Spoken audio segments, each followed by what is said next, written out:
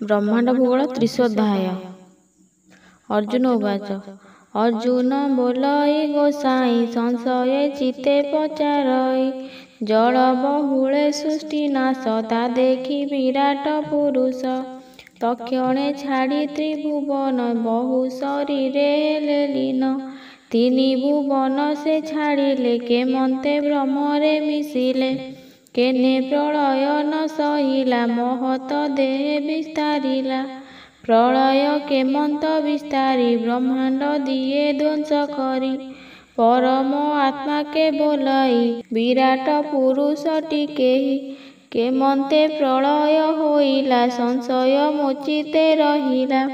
श्री भगवान उवाच अर्जुन वाक्ये भगवान कहन्ति भूगोल वचन जल हे सन्निपात कही बहुत अग्निरु बहई डाहाण वायु अग्नि जान बाम नासिका जल पुण डाहाण नासा अग्नि बही बामरे एक बहु थाई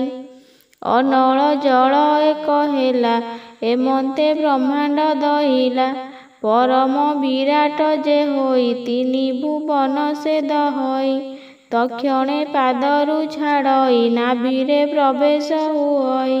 सेठारु विराट हेला हृदय कंठ जाए गला चक्षुरे निरंजन दास परम आत्मारे प्रवेश प्रलय सही न पारिला महत देहे विश्रामिला कहई बलराम दास से निरंजन मोर आस।